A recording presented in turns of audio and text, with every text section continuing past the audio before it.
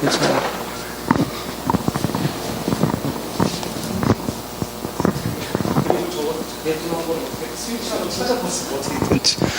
안녕하십니까. 저는 시리어스 커피 주인 이병익이라고 합니다. 다시 인사드릴게요. 이렇게 이제 개근해 주시는 분도 계시고 새로 와주신 분도 계시고 점점 그 내실이 더 생겨야 할 텐데 부담도 좀 되고 좀 열심히 해야겠다는 의지도 생기고 그렇습니다. 제가 이제 말씀드리기 전에 좀 양해를 먼저 구해야겠어요.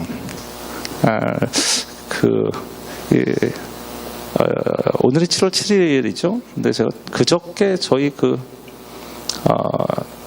셋째 딸이 출산이 되어서 감사합니다. 그래서 지금 산모는 병원에 지금 부려놓고 해설을 하러 왔습니다. 그러다 보니까 제가 오늘은 제 해설만 끝나고 바로 자리를 떠야 할 것 같아요. 저기 이번에 새로 취임하신 류정호 점장께서 아마 저희가 다 LP 세대니까 LP를 틀고 하는 진행을 도와주실 겁니다. 그리고 제 해설도 죄송하지만 제가 PPT 준비나 이런 게 전혀 안 됐어요. 그냥 말로 때우려고 합니다. 오늘은 양해해 주십시오.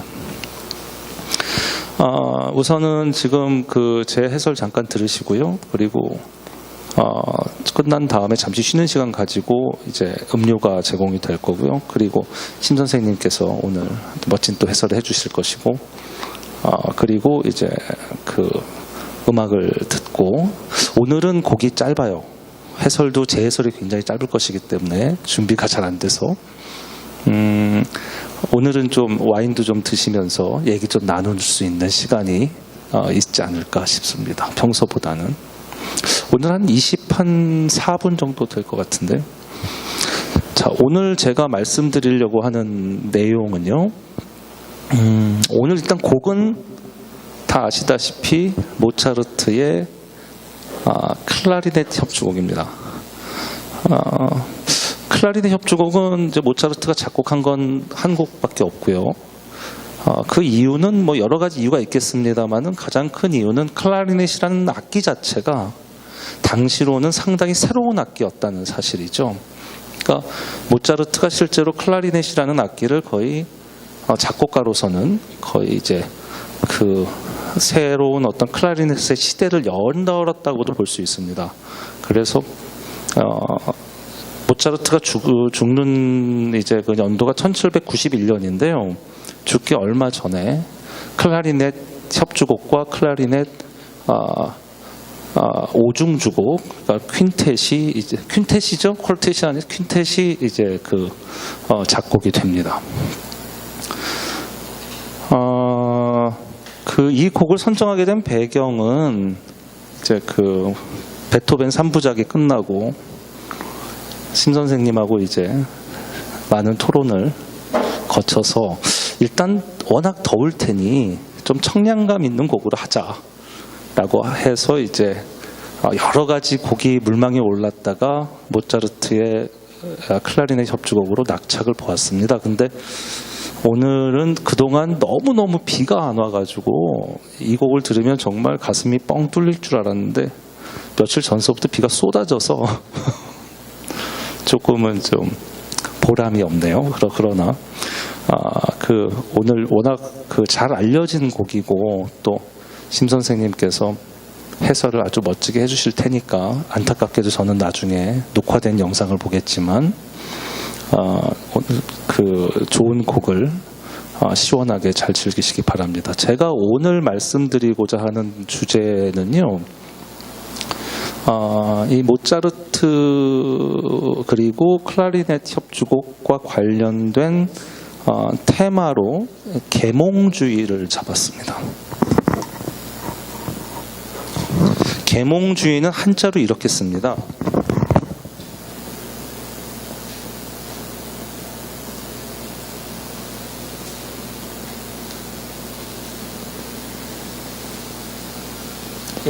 이렇게 씁니다. 얘가 이제 아마도 19세기 말에 일본 사람들이 번역을 했겠죠. 영어로는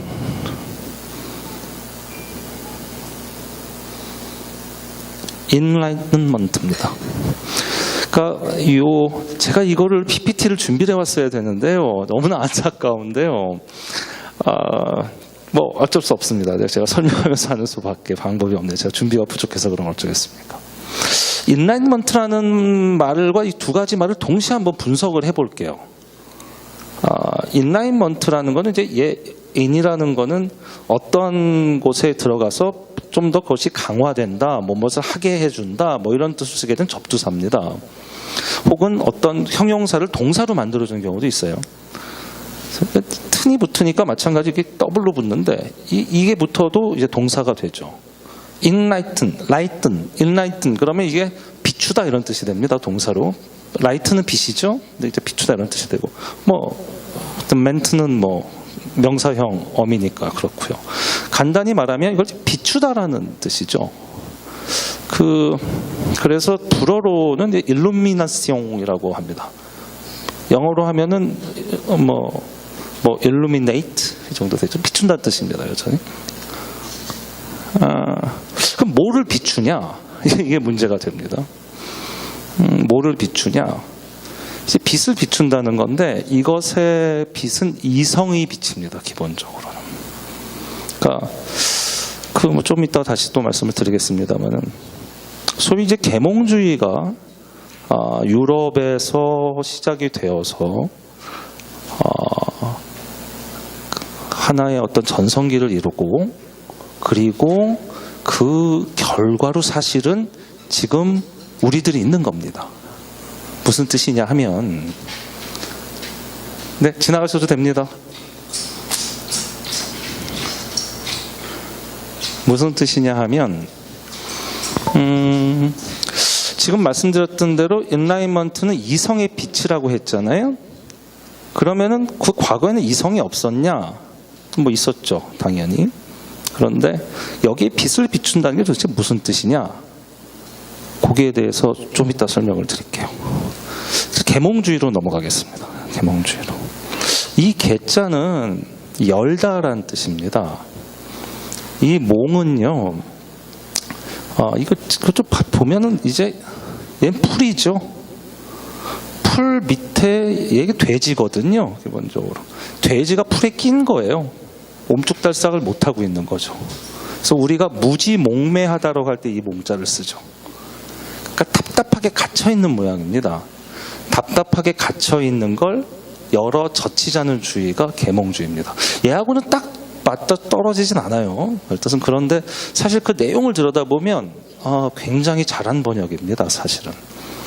이거는 언젠가 기회가 되면 말씀 한번 드리겠지만 우리가 쓰는 이런 용어들이나 특히 개념적 언어들은 거의 대부분이 19세기 말 메이지 유신 이후에 일본 사람들이 만들어낸 말들입니다. 정확히는 번역을 한 거죠. 영어나 특히 네덜란드어를. 그런데 이때 번역을 할 때 이게 긴 시간을 두고 한 게 아니에요. 한 30년 만에 모든 번역이 이루어지는데요. 그 번역을 하기 위해서 숱한 회의가 이루어집니다. 세미나가. 당시에 영어와 화란어를 능통하게 하는 일본 지성인들이 모여서 회의를 하고 결정을 지은 거예요. 이거는 이렇게 번역하자. 이거는 이렇게 번역하자. 그걸 지금 거의 다 쓰고 있어요. 저희가 쓰는 거의 모든 용어로 씁니다. 지금 말씀드린 용어라는 말도 그렇고요. 가장 유명한 게 이제 사회, 철학, 음악 전부 다 그때 만들어진 말들입니다. 사실 그런 점에서 저희가 일본 지성인들한테 굉장히 고마워할 필요가 있어요. 그건 중국 사람들도 마찬가지고요. 왜냐하면 그때 굉장히 나름 잘 만들어놨기 때문에 동양의 지성이 굉장히 빨리 사실은 발전할 수 있었던 거거든요. 서양을 따라잡을 수 있었던 거죠. 어쨌든 그건 다른 얘기고요. 요 개자가 이 몽자는 알겠습니다.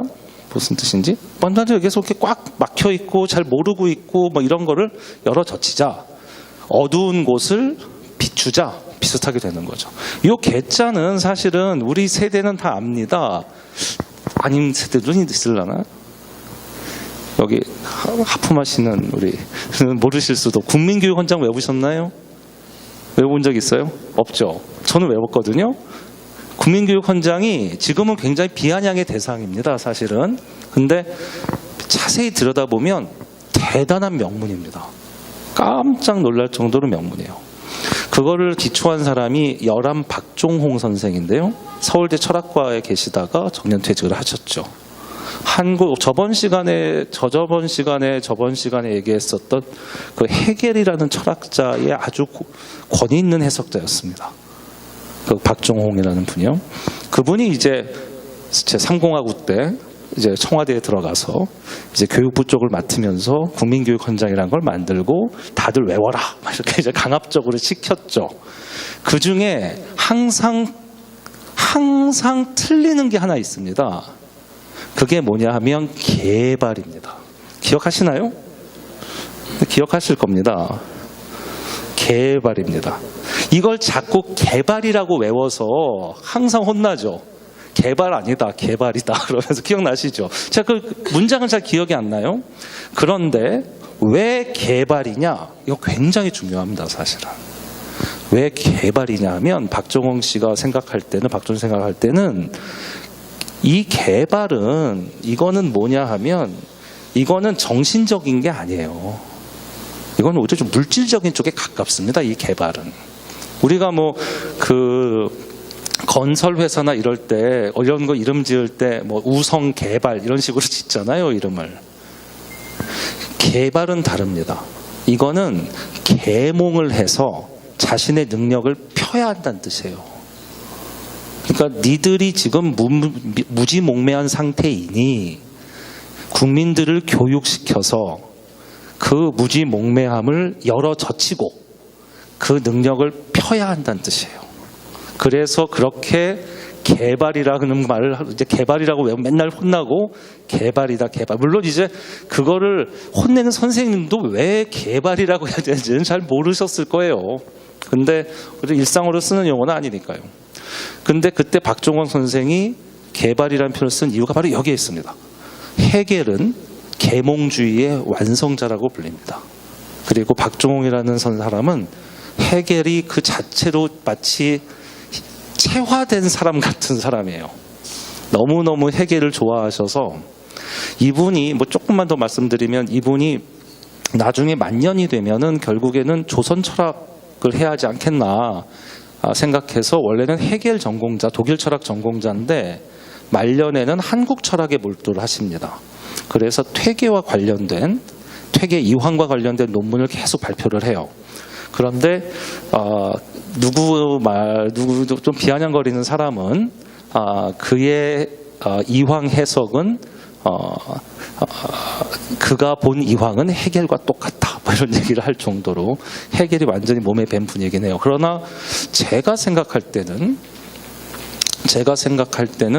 아직도 퇴계 이황의 해석과 관련해서는 박종원 선생을 그렇게 뛰어넘었다고 할 만한 논문이 나오질 않았습니다. 아직도. 그 정도로 아주 훌륭한 분이에요.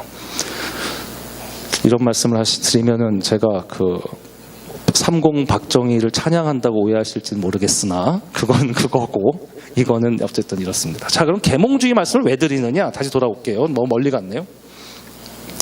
자, 그 얘기부터 일단 할까요? 인라인먼트 말씀드렸는데 미화 1달러짜리를 보면 이거 사진으로 띄워야 되는데 혹시 좀 띄워주실 수 있나요? 가능한가요? 미화 1달러짜리 뒷면을?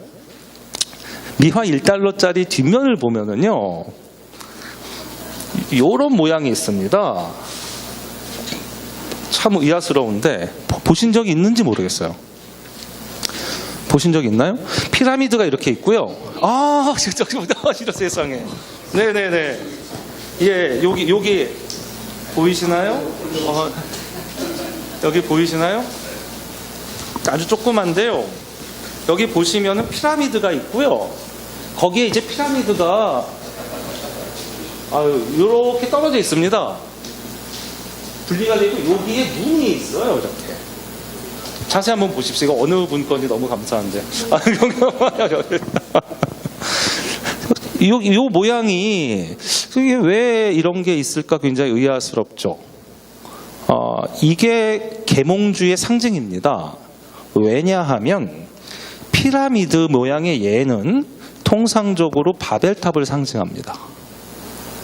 바벨탑을 상징하고요. 그러니까 바벨탑이라는 탑은 인간이 신의 영역을 이제 넘기 위해서 쌓아 올린 탑이죠. 결국엔 무너질 수밖에 없지만, 그래서 무너질 수밖에 없는, 다 쌓을 수 없는 이 바벨탑을 쌓을 수 있다는 거예요. 어떤 비약을 통해서. 어떤 비약이냐 하면 눈이라는 비약을 통해서. 눈은 보는 거잖아요. 요게 인라인먼트입니다. 요게 비추는 거예요. 자, 그러면 왜 도대체 저 달러, $1 지폐에 왜 이런 표시가 있느냐? 그 이유는 프리메이슨이라는 단체와 관련이 있습니다. 그 미국의 초대 대통령이 누구죠? 조지 워싱턴이죠. 조지 워싱턴도 프리메이슨 단원이었습니다. 루즈벨트도 프리메이슨 단원이었어요. 미국의 무수히 많은 소위 유력인들이 프리메이슨 단원이었어요. 자, 그러면 프리메이슨이라는 게 도대체 뭐냐? 이 얘기를 왜 하냐? 모차르트를 얘기하면서 안 할 수가 없습니다. 특히 클라리넷 협주과 관련해서는.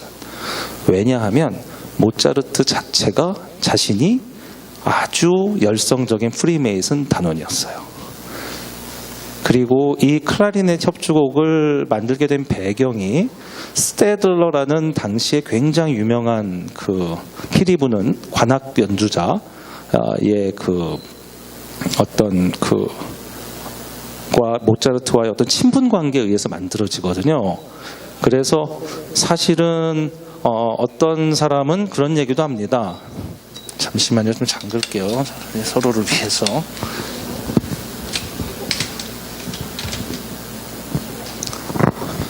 이 클라리넷 협주곡이 안타깝게도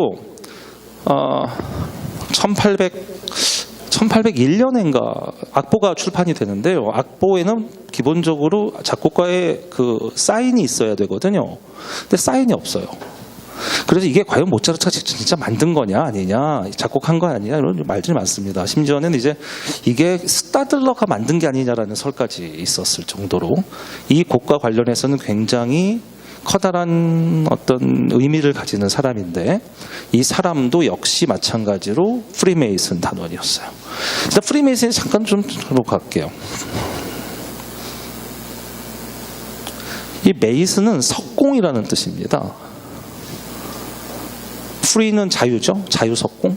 그러니까 다시 말해서 이게 왜 꼭 이러느냐, 이거는 얘기하자면 굉장히 깁니다. 이 영국에서 1719년도에 프리메이슨 단체가 생겼다고 하는데, 요거는 이제 길드라는 것과 관련이 있어요. 그러니까 길드를 들어보셨는지 모르겠는데, 길드라는 건 뭐냐면 기술을 가진 사람들이 서로 어떤 조합을 만들어서 가격도 너무 낮추지 않게 하고, 뭐 여러 가지 또 이제 도움이 있으면 도움을 주고, 뭐 이렇게 되면서 이게 지금 이제 게임의 길드란 말을 쓰죠. 이게 같이 이제 그때 만들어진 거죠. 길드가 실제로는 프랑스 대혁명을 비롯한 근대 시민혁명을 만드는데 굉장히 중요한 역할을 하게 됩니다. 왜냐하면은 이때부터 길드를 중심으로 해서 소위 부르주아 계급, 소위 상공인 계급이 이제 커지기 시작을 해요. 길드를 중심으로. 이제 그런 상황에서 이제 석공들이 모였다. 그렇다면 석공들이 모인 건 아닙니다만 석공 길드에서 시작되지 않았나라는 식으로 생각을 합니다. 정확하지는 않지만 어쨌든 석공이 그렇게 중요한 의미는 없어요. 프리메이슨은 어떤 식의 생각을 가지고 있었던 사람들이냐 하면, 첫 번째, 종교의 억압으로부터 벗어나자라는 겁니다. 종교가 가지고 있는 각종 신화적 모습, 믿음의 체계 부정하겠답니다. 그러다 보니 당시엔 카톨릭 시대였잖아요. 카톨릭을 부정하게 됐던 거죠. 물론 처음부터 그랬던 건 아니에요. 카톨릭하고, 예를 들어 모차르트도 카톨릭 세례명을 받고 프리메이슨 단원이었어요. 그 당시만 해도 카톨릭에서 프리메이슨 단원들을 우리의 적이다라고 규정하지는 않았었어요. 그때만. 나중이 되면 그렇게 됩니다. 그런데 꼭 카톨릭의 어떤 뭐 교회에 대한 반대, 이것만의 결과이고요. 궁극적으로 어떤 거냐 하면 우리 좀 뭘 알고 살자예요. 첫 번째. 딴 사람들이 교회에서 하는 말을 그냥 믿지 말고 기존에 옳다고 생각했던 걸 그대로 믿지 말고 우리의 이성을 가지고 한번 찬찬히 살펴봐서 진리가 무엇인지를, 옳은 것이 무엇인지를 한번 밝혀보자는 데서 시작합니다. 그러다 보니 각종 다양한 사람들이 여기 모여듭니다. 각종 다양한 사람들이 모여듭니다. 교회 반대하는 사람도 있고요. 교회 반대하진 않지만 수학이라든지 과학이라든지 이쪽 사람들이 많죠. 그러다 보니 굉장히 대다수의 많은 사람들이 연금술사의 부류의 사람들이 굉장히 많이 가입을 합니다. 그 이유는 뭐냐면 연금술이라는 건 지금 생각하면 그냥 마법이라고 생각하고 이제 오컬트적이라고 생각하는데 당시에도 그랬습니다. 그렇긴 했는데 실제로 근대 화학이 발달하게 된 것은 전적으로 연금술 때문이에요. 특히 14세기, 15세기 거치면서 대표적인 사람이 파라켈수스라는 굉장히 유명한 화학자인데요. 이 사람 연금술사였습니다. 다시 말해서 이렇게 뭐랑 섞어서 한번 금을 만들어 보자예요. 금을 캐는 게 아니고 화학적으로 이것저것 섞으면 금 만들어지지 않겠냐. 그럼 떼돈 벌 수 있지 않겠냐. 이런 거거든요. 그러다 보니 화학적인 실험을 계속할 수밖에 없죠. 그러다 보니 프리메이슨의 어떤 그 이상이랄지 철학과도 굉장히 상통하게 되는데 나중에는 이 사람들이 너무 오컬트적으로 너무 신비주의적으로 빠지니까 나중에는 좀 배제하게 되는 그런 역사는 겪습니다만 기본적으로 프리메이슨이라는 단체는 정리하면 이렇습니다.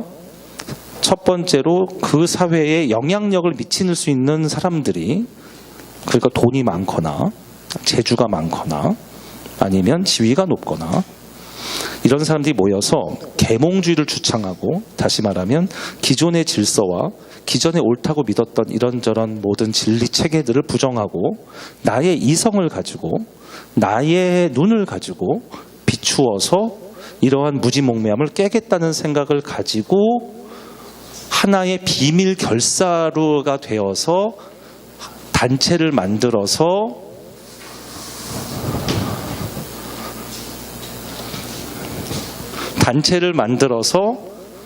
활동을 하던 사람들이 프리메이슨입니다. 나중이 되면 카톨릭의 적이 됩니다. 실제로 카톨릭의 적이 되고 나중에는 카톨릭이 이제 더 이상 프리메이슨은 종교로부터 하느님의 말씀을 거역하니까 이제는 우리의 적이다라고 공표를 합니다만은 어쨌든 굉장히 많은 영향력 있는 사람들이 여기에 가입을 하죠. 미국의 경우에는 특히 그렇고 지금은 이제 유명무실해졌습니다. 지금은 뉴욕에 지부가 있는데요. 뭐 해마다 회원이 잘 안 모여가지고 맨날 뭐 헉헉댄다 그렇다 그러더라고요. 여기에 대한 굉장히 많은 음모설이 있습니다. 나중에 한번 찾아보시면 프리메이슨 음모설이 이제 뭐 각종 음모설이 시작했을 때부터 이제 나타났었다고 해요. 자, 그러면 과연 이 모차르트가 프리메이슨 단원이었다는 게 그의 음악에 어떤 영향을 미쳤고 어떤 의미가 있느냐에 대해서 잠깐 설명을 드릴게요. 다시 말씀드리지만 프리메이슨은 계몽주의에 기반을 뒀다고 말씀을 드렸죠. 모차르트는 두 가지가 섞여 있다는 게 제 견해입니다. 모차르트의 아버지는 레오폴드 모차르트라는 사람인데요. 그 짤스부르크의 굉장히 유명한 음악가였어요. 바이올리니스트인데 교육가로 유명했고요. 궁정음악단을 함께 하고 있었고요. 그리고 모차르트의 누나를 보고서 음악적 재능을 발견을 합니다. 누나가 이제 굉장히 훌륭한 연주 실력을 보여줘요. 특히 피아노에 있어서. 그러던 중에 이 누나가 치던 피아노를 모차르트가 옆에서 듣기만 하고 똑같이 치기 시작을 하는 거예요. 깜짝 놀란 거죠. 그리고 4살 때부터는 작곡을 하기 시작하고요. 그러니까 4살짜리가 작곡을 하기 시작을 하니까 주변에서 막 이제 알려지죠. 근데 레오폴드 모차르트라는 인물은 좀 과시하기를 좋아하는 인물이었던 건 틀림없는 것 같아요. 그리고 좀 뭐라 그러나요? 이제도 좀 밝았던 것 같고요. 그래서 이 남매를 이용해서 이제 음악 투어를 떠납니다. 유럽을 이제 다 돌죠. 뭐 이탈리아, 영국, 영국에 가서는 요한 세바스찬 바하의 아들에게 또 과외도 시키고요, 모차르트를. 그래서 모차르트가 교향곡 작법이라든가 이런 걸 런던에서 요한 세바스찬 바하의 아들에게 받습니다. 그러면서 모차르트의 재능이 이제 폭발하기 시작하는데요. 이때 모차르트의 재능이라는 것은 어떤 거냐 하면 음악적인 어떤 조화와 음악적인 어떤 흐름과 각종 이런 음악의 각 요소들을 너무나 빠른 시간에 너무나 완벽하게 조합해서 하나의 완결된 곡을 내는데 엄청난 재주를 가졌다고 해요. 이거는 계몽주의하고는 조금 다릅니다. 조금 다릅니다. 통하는 면도 있지만 이거는 계몽주의라는 거는요, 주체적인 겁니다. 나의 눈으로 세상을 보겠다는 거예요. 그게 계몽주의의 본질이에요. 나의 눈으로 세상을 보겠다는 게.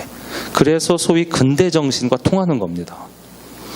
그 이전에는요, 나의 눈으로 세상을 보겠다기보다는 자연이 나에게 무언가를 알려준다고 생각했어요.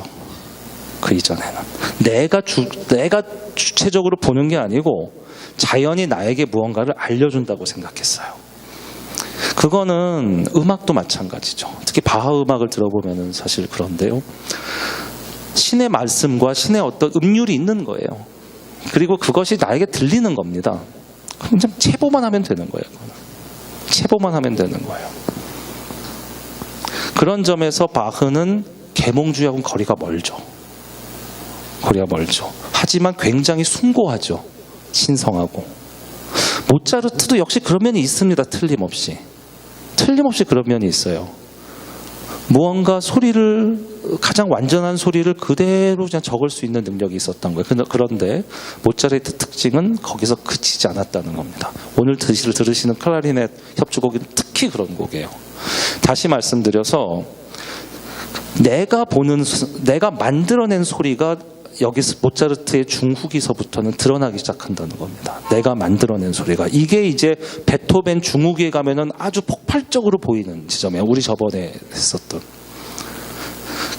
이 베토벤은 전형적인 계몽주의 음악가라고 봐야 합니다. 제가 보기에는. 모차르트는 거기에 살짝 걸려 있는 거예요.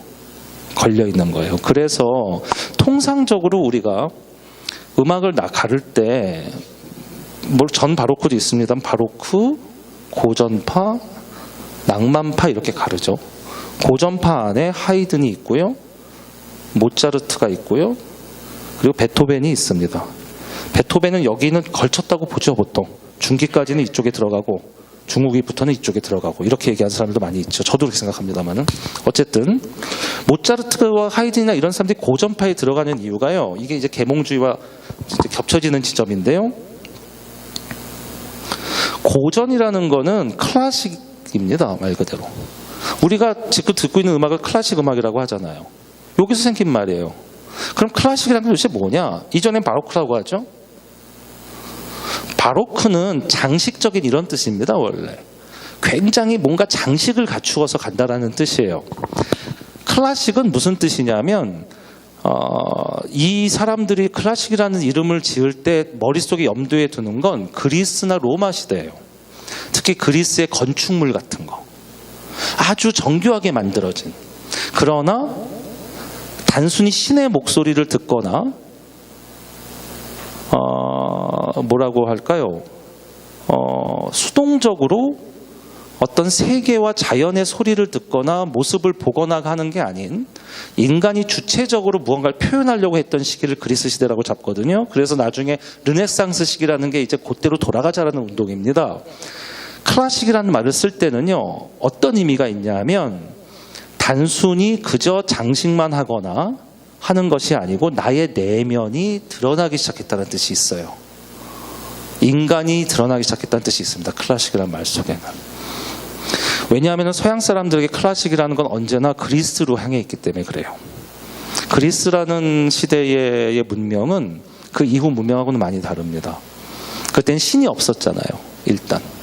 신은 모두 다신교였죠. 여러 신이 있었지만 기독교가 생기기 이전 아닙니까? 기원 전이니까.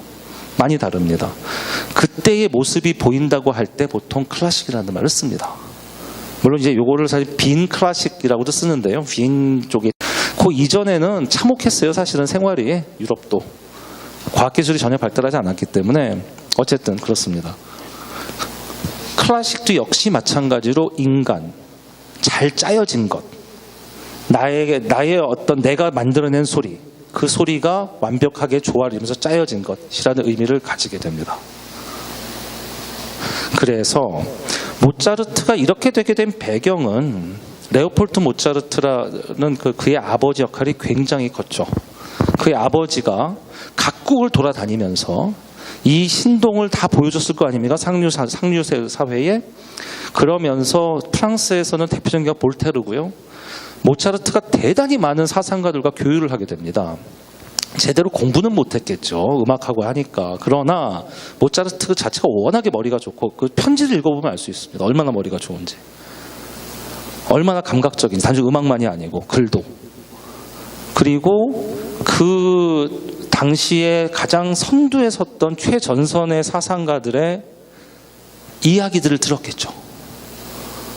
그래서 자신도 모르게 그 여행을 통해서 당시에 가장 최신의 사상의 수준에 올라 있었던 거예요. 모차르트가 이미. 그리고 그것이 자신의 음악에 반영되기 시작을 하는 겁니다.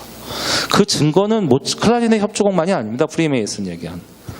대표적인 경우가 또 하나가 피가로의 결혼, 또 오페라죠. 부파, 소위 부파의 시작. 부파라는 거는 희극이고요. 그리고 이제 부파가 생기기 시작한 거는 이제 궁정에서 음악이 떨어져 나와서 소위 제3계급, 아까 말씀드렸던 일반 아주 못 사는 사람들은 음악회 못 가죠. 그러니까 소위 상공인들이 음악회를 이제 갑니다. 비싼 티켓을 내고. 그 사람들 위해서 만들어지기 시작한 게 부파, 희극이거든요. 코미디. 그런데 그 대표적인 게 피가로의 결혼이고요. 궁정에서 그렇게 반대함에도 불구하고 피가로의 결혼을 결국에는 만들어 상영을 하죠. 피가로의 결혼의 내용은 나중에 뭐 기회가 되면 하겠지만 귀족을 놀리는 내용입니다. 피가로라는 하인이. 그리고 귀족은 이제 비도덕적이고요. 피가로는 굉장히 뭔가 능글맞지만 도덕적이죠. 항상 중심을 잡고 있고. 이러한 것들, 이런 어떤 그 계몽주의 요소들이 드러나기 시작을 하는 거죠. 자, 오늘 클라리넷 협주곡은 그 말씀드렸던 대로 단순히 나중에 이제 뭐 또 기회가 되면 바로크 음악을 듣겠지만 얼마나 어떤 그 감성이 터져 나오는가를 중심으로 들어주셨으면 하는 생각이 있어요. 왜냐하면 계몽주의가 낭만주의랑 통하는 이유인데요. 계몽주의적 생각으로 얘기를 하게 되면 단순히 이성만이 아니고 궁극적으로는 자연이 아닌 인간으로부터 모든 게 시작돼야 된다고 생각하는 사조기 때문에 그의 감성도 계몽주의에서는 상당히 중요한 것이 됩니다. 그런 의미에서 오늘 그 모차르트 클라리넷 협주곡 들으시면서 모차르트가 얼마나 어떤 인간의 이제 감성이 폭발하는 그런 계기들을 만들어 가는지 확인을 해 주시기 바랍니다. 오늘 제가 좀 두서가 없었는데 이게 뭐 PPT 자료도 없고 그러다 보니까 다음번에는 더 잘 준비를 해서 말씀드리도록 하고 미리 말씀을 드리는데요. 나중에 그 유점장한테 부탁을 하긴 했었는데 저희가 그 8월엔 쉽니다. 그리고 9월에 저는 다시 뵙도록 하겠습니다. 이거로 마치겠습니다. 감사합니다.